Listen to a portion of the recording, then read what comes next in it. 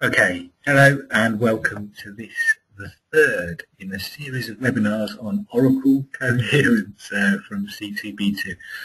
So this one we're going to be looking at distributed execution. So just to recap, the first two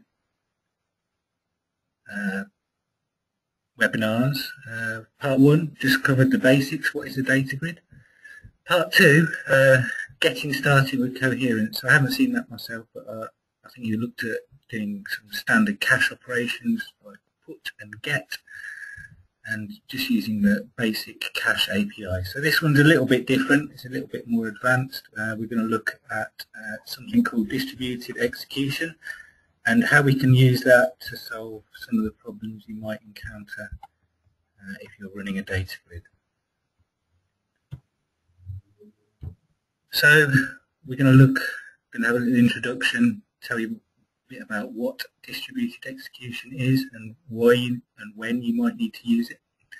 We'll look at some of the methods that Oracle Coherence provides, and there's three approaches, broadly speaking, that you can use to do this kind of task with Oracle Coherence. We'll cover those. And then at the end we'll have a demo, and the demo will cover those three tasks, and it will also be running it in client-server mode, which is known as Coherence. Well, we'll be using the Java client, and that's known as Coherence Extend. We'll do a bit of background and show you how to configure that as well, and then we'll do the three distributed execution methods, which cover invocables, aggregators, and entry processors. So what is distributed execution? Well, traditionally, when you want to get data out of a cache, you do a get and you drag the data back to your process that you're running, and you trundle through it and you get your result. Well, distributed execution is really a reverse of that. Rather than pulling the data to you, to your code, you send your code to the data. So we've got a little graphic here which hopefully gives you an idea of what's happening. So we connect to node 1 here. We've got a cluster, an application with an embedded cache, and we want to run this process, but we need to run this process over all the data in our grid. So we could pull it all back locally, but we don't really want to do that because that's quite a big network overhead to do that. So what we'll do is we'll send the process to the data, and when the process is completed running on each of those nodes, it will come back with the results. So that's very high level what distributed execution gives you. So why would you choose to use that model over the standard get and put cache operations? Well, if you've got large amounts of data in your grid, which is probably why you've got a data grid, if you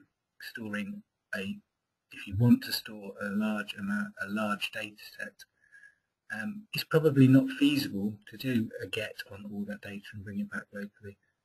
That's going to be a huge network overhead, and you will saturate your network if you were trying to pull back gigabytes of data for processing. So if you're in that situation, and you need to run a task on all your cache data, for instance, if you've got, I don't know, stocks in your cache, a cache of stock prices, or some products, maybe the products that are having a VAT rise, you might want to increase the price of all those entries. You wouldn't want to pull them all out of the grid back to your local process to do that. So probably a better option is to send the task to that data, run it in situ on each of the nodes, and generate your results that way. So the other thing it gives you is parallel execution. So if you've got 10 nodes and you send a task to 10 nodes, it's likely to run 10 times as fast as it would running it locally. You're dividing that work up, and that's proportional to the number of nodes in your grid. So the more nodes you have, the more parallel your processing will be. And the other thing, if a node crashes while you're running your task, well, the grid will automatically handle that, and it will fail the task over to the backup of the data. So I think you've covered in the earlier slides, I hope you have a distributed caching model where you have a configurable number of backups in the cluster. So if you send a task to the primary owner of that data in the cluster, the primary owner of that key, and that node was to fail, the task would automatically fail over to the backup copy. So when we're architecting this, we've got two possibilities here. We can run the grid embedded, or sometimes it's known as library mode, which is packaged alongside your application. So you bundle the jars within your application in the lib directory of your ear or in your war's lib directory, and effectively you're embedding cache manager inside your application. So it's quite tightly coupled to your application. The other possibility is to run it in client-server mode, where you run the cache tier completely separate from your application. So Coherence gives you support for Java, C++, .NET and RESTful clients in this type of architecture. And the demos that we'll show you at the end of this webinar, we're using the Java client, which is Coherence Extend, and we'll show you how to run distributed execution tasks from a remote Java client on a cache tier, an independent cache tier. So this is what embedded mode looks like. We've got our application, which will be the outside black box, and inside it we've got a cache with our data in distributed mode. A number of backups is 2, so we've just got 2 nodes split across it. So in embedded mode, your application is coupled to the cache. It's got its advantages. Gives you very low latency, because if the data is local in the same virtual machine, then that's an in-memory operation. If your node doesn't own the data, then you've just got a single network hop to get that data. The problems that we've already mentioned is that if you're running traditional gets and puts, you've got to move data around quite a lot, and embedded mode doesn't scale very well. If you're doing gets and puts, you're limited by the network bandwidth, and you're not making that much use of your cache nodes. You can't run in parallel. In client-server mode, we separate the application from the cache tier. So that gives us a number of advantages. So we can now independently scale each tier. If you need more nodes in your application, if your application is you're getting more throughput, more client connections, you can scale that completely independently from the cache. You can also scale the cache if you want to add more data. You can add more cache nodes. You don't have to touch your application, so it's completely independent. You can also tune them independently, and by that I mean really talking about the JVM, garbage collection algorithms, memory pool sizing. So your application's typically got high throughput. You're generating lots of transient objects that need to be collected quickly. Your cache, on the other hand, has got lots of relatively static data. Lifespans are determined by eviction and expiry algorithms. So it's completely different profile from your application normally. Not always the case, but normally. And if you run it in client-server mode, of course, you've got this separate tier. You can share that data between multiple clients. It's not just limited to your embedded application anymore. So you could have an application running in WebLogic, you could have another one running in Tomcat, one running in JBoss, and they could all share the same cache data in the separate tier. The trade-off for client-server, well, you've got at least one additional network hop. So you've got to get from the client tier to the server tier, so you've got increased network and serialization overhead associated with that. So the benefits of distributed execution. We move the code to the data. We utilize all the resources on those many cache nodes in our data grid. We reduce network traffic in comparison to the traditional get and put model, and we also get failover of tasks when we're executing them. So let's look at the methods that are available to us. So we have entry processors, entry aggregators, and an invocation service. So I think we're going to look at those one by one. So first of all, here are entry processors. So all entry processors are derived from an interface which is part of the invocable map entry processor. And this interface just requires that you implement a single process method. So you can use this method to update entries, or you could just use it to retrieve properties, or you can do anything in there. So we send a code to the Coherence cluster, and if we have any results, we don't have to send back any results, but if you do want to send back any results, they'll be sent back to the process that initiated that entry process. So the way we can execute an entry processor against our data grid, well, we've got a number of options. We can run it against a key, a single entry. So we construct an entry processor that does something, I don't know, raises the price of one of our products in the cache, and we tell it the key to that product, and from our instance of an invocable map, which is essentially just a name cache, standard coherence name cache is an invocable map instance, we can invoke that entry processor against that single record in the cache. We can, if we know that we want to run it against a set of keys, we just need to construct a collection of those keys, and then this method invoke is overloaded, as you can see from this slide. So then we just invoke against that collection that we've defined. We can also use filters. So I'm not sure whether you've covered these in the previous webinars, but Coherence provides a method for effectively querying the grid for the set of matching keys to execute the entry processor against. So we can construct a filter, and Coherence provides a number of filters out of the box. So in fact the next line down where we run against all keys, we're using one of those, so the always filter, that just matches against every key in the grid by default. But we can also construct filters that do much more elegant things, so we can query the properties of the value of records in the cache and only execute the entry processor against records that match that filter. So it gives you very advanced targeting of your code on the grid, so you can just run that dynamically. Okay, so that's how we run entry processors. So how does it work? Well, like we already discussed, when we execute the entry processor, this execution takes place in parallel. So if we ran it against all the keys in the grid and we had 10 nodes, we would send 10 entry processors to the grid. One would go to each node, and they would execute in parallel on each node.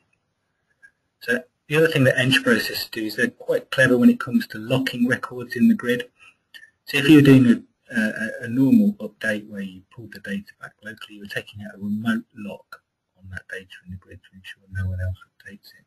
But because you're sending the code to the grid with an entry processor, the entry processor is able to take out a local lock on the data, so it's much less expensive to do this, and it's part of the reason they run so fast. So it can lock an entry locally, and if you send multiple entry processors to update the same key, Coherence just queues them in order against that key and executes them sequentially. You can also, well, you can lock, so you can do read-write operations with entry processors. They are synchronous as well, so you execute them and you wait for each other. So out of the box, Coherence gives you a number of implementations or helper classes in some of these cases. So abstract processor is generally a good place to start when you want to build an entry processor. You just need to implement the process method from there, and Coherence provides you the rest of the implementation. There's a number of other ones. We'll look at the updater processor, I think, in the next slide, and there's a whole set of them. So you want to look at that package container cell util processor for all of the provided ones out of the box.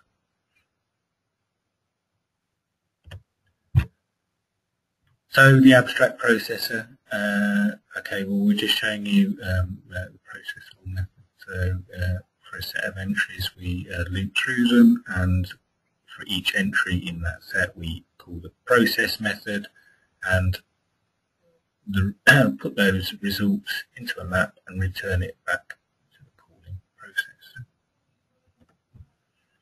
The updater processor, so another one of the provided out-of-the-box implementation. This one we can use to update properties of the values in our cache. So we've got two constructors there that we're showing on the top two lines. We can tell it which method, the method for the setter method that we want to update, and the new value for that. Or we can provide it with a value updater implementation to do a more complex update of the value in the cache. And yeah, there we go. So I won't go through the rest of it, it's pretty self-explanatory. But that's essentially what it's doing under the covers. So it's getting the key out, it's updating that key with the updater, and then it's putting it back in. Aggregators. Okay, so this is Coherence's MapReduce implementation. Essentially it's a way of getting a single result out from the cluster. All aggregators must implement invocable map entry aggregator interface. So similarly to the entry processors, we've got a number of ways of executing an aggregator. We can execute them against a collection of keys, or we can use the filters to do something a little bit more clever and filter out those records that we need to aggregate. Like entry process, again, it takes place in parallel, and so all the implementations provided by Coherence are parallel aware. So in the comtangle util aggregator package, there's a load of provided default aggregators out of the box. So there's one that will just count records. So if you just wanted to count, I don't know, all the keys that matched something, you could do that. And you can do min, max, and average. So you can do that. There are provided ones for double, long, int, and you can count distinct totals as well.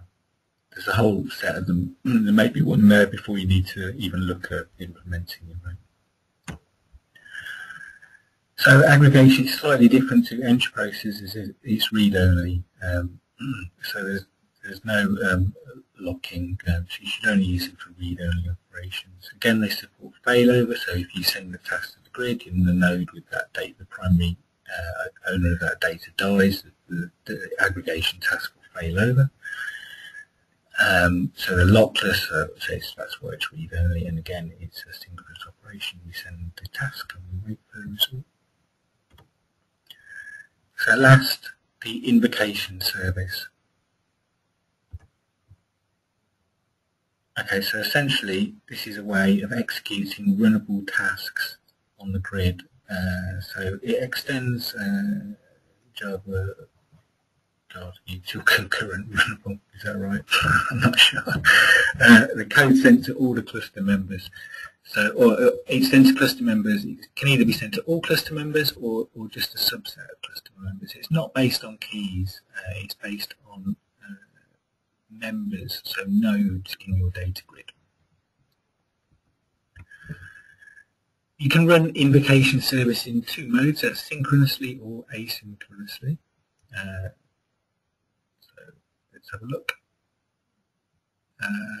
Query will give you, actually the difference between query and execute, query will give you a map of results back. Execute is just a void operation, so you don't get any return value back from that. So those top two is the synchronous operation, so we can just send our task and we can optionally specify a set of members, or we just leave that as null if we want to execute on all nodes in the grid. Or we can use the execute service in an asynchronous way. And in this case, all we need to do is add an additional parameter, and that's an implementation of an invocation observer. And that gives us a number of callbacks to give us the status of the task and the final result as well. It's possible you can prioritize tasks using the invocation service, but the important thing to understand here is you don't get any failovers. So if you're going to write invocation service tasks, they've got to be suitable for replaying in case a node fails, so it's really only suitable for idempotent operations. So I don't know, you might want to do counts or get some statistics out, the kind of thing you can rerun safely. Anything you can rerun safely, and you don't need a guaranteed outcome. So failover. So it's only supported for entry processes and aggregators. When a node crashes, obviously Coherence will automatically attempt to rebalance or redistribute that data to recover redundancy. And also, when that process is happening, if any execution, any entry process or aggregation job is currently running, it will also be failed over to the backup of the data. Okay, demonstration.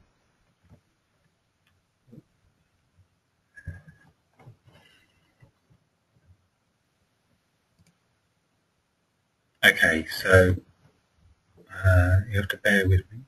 So we've got here cache server 1, 2, 3, 4. These are all just standalone Coherence cache servers. So I'm just going to start those up now.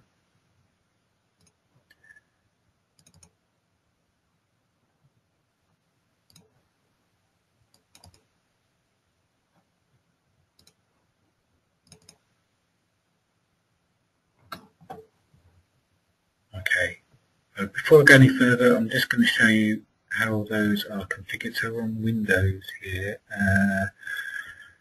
So this is the key line to look at here. So we've got log4j on the path. I'm just trying to find a bit to show you. Okay, so sorry. We're specifying this parameter here, the Tangersol coherence override, and that's because by default Coherence will just run with the default configuration, but we want to override that with these server nodes because we want to run in client-server mode. So what we need to do is on the server side, we need to enable a way for those clients to connect in to that cache tier so we can run in Coherence in extend mode. So what we're doing is we're pointing our grid nodes at this configuration file we've got in an Eclipse project. So let's go and have a look at that. So here we are. Okay, so this is our override file for Coherence that we're using on the server side, and you can see that all the members in our cluster are using multicast on those ports to join, and we can probably see that. Let's look at this one.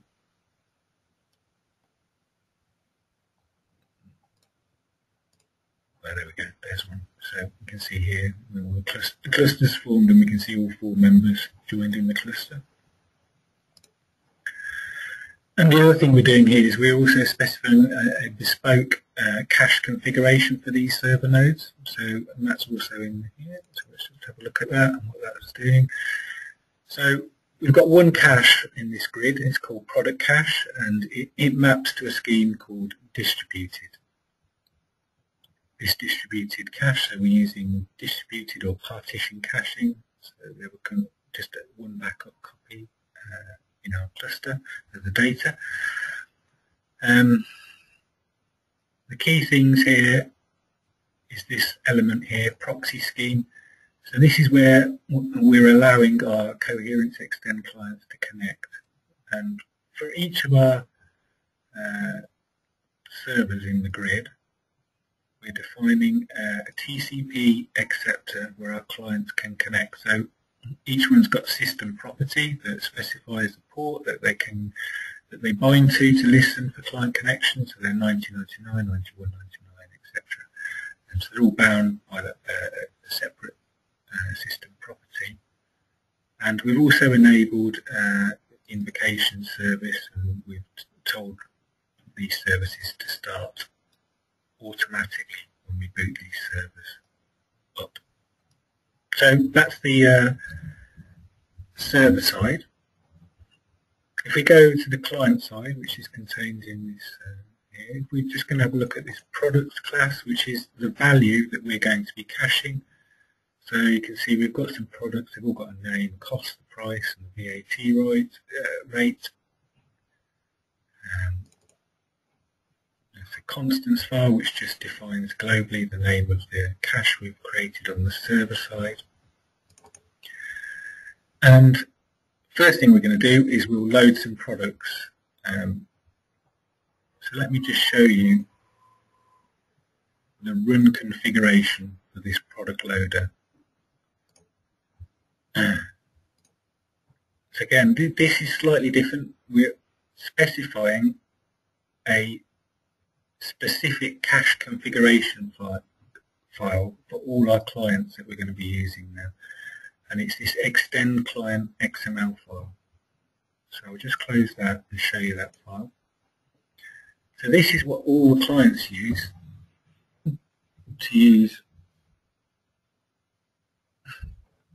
the extend protocol to connect to our cache tier.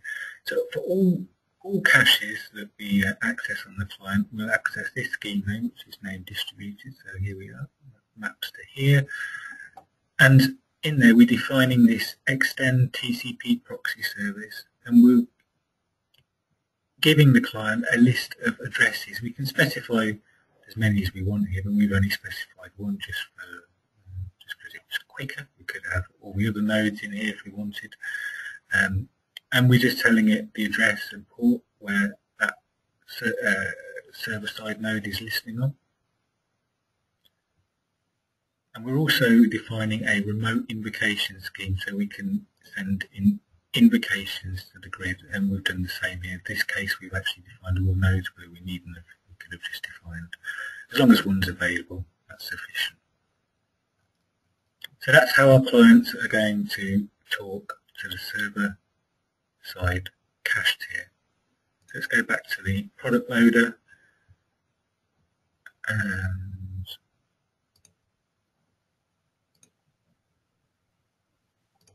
Product loader, and let's run that. So we've loaded 9 products, which is good. So let's use the invocation service. And what does this do? Again, this is another client side process. So the first thing it does is it grabs hold of, sorry, I don't know whether you can see that.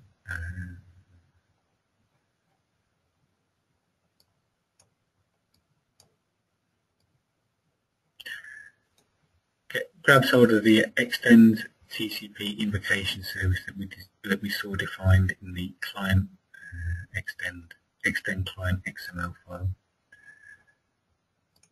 This service then allows us to connect using those TCP parameters to the server-side cluster, and we can execute, and we're using the query method here. We're running it synchronously against the grid, and we're just going to run an abstract invocable, and we'll get an entry set for all the records, and we'll just print out those entries to the console.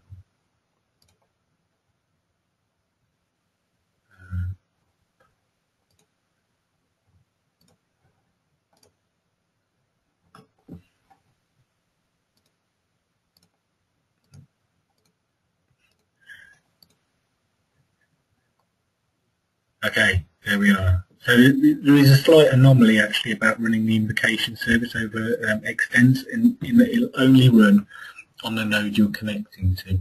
So that's why we're only seeing it on this node here. But there we go. We can see all our products that we added.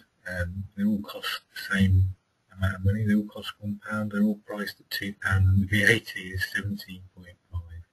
So we have nails, fence, string, rope, hammer, screwdriver, wood, pole. Okay, so that's great. And what else can we do? Well, let's have a look at this aggregator. So we've got this aggregator here that again gets hold of our product cache, and with the product cache it just sends an aggregator against all the keys in the cache and just does a sum, a double sum, and we specify the method name, so we're just going to sum the value, all the values from the get price method. So let's just run that.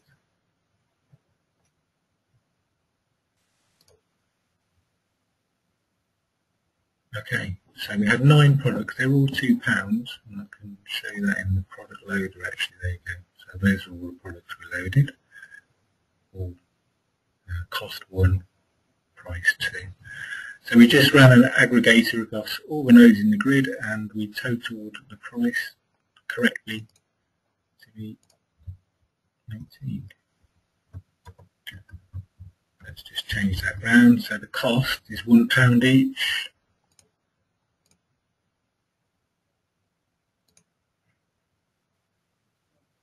So again, when we run that, we get 9 to 1. That's great.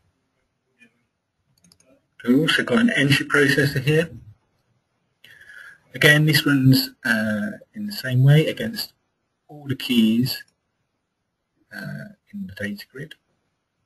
We've got an abstract processor, and we've just implemented the process method.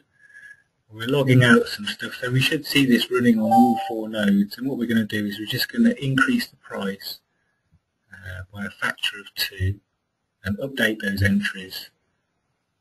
So let's run that. Okay, so the output has been sent to there, so let's have a look at this node here. So here we go, we've got fence the product fence is primary owner is this node, and we can see before that the price was 2 and afterwards is 4. Let's go here, and we've got some more on this node. Where are we?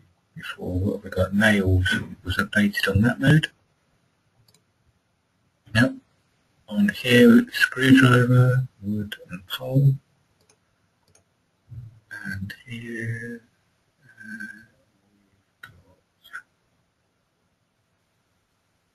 string, rope, hammer and brick. So you can see that entry processor was running on all 4 nodes and updating the keys, the primary, updating the key where the primary owner.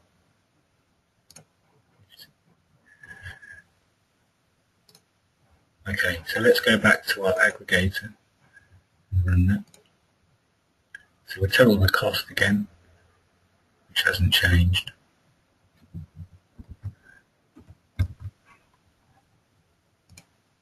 Let's total the price. Okay, so we were £2, now we're £4, 9 4s, 36.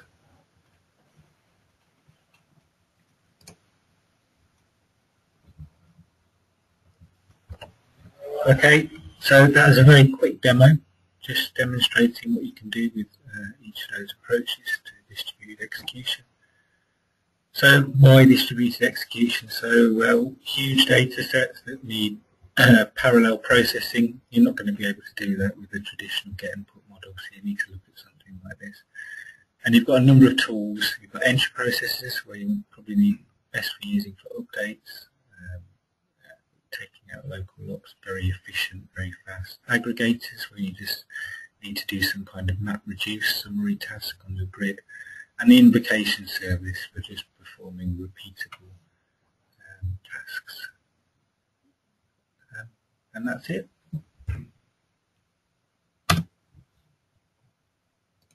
Okay, thanks for listening. All right, cheers, bye.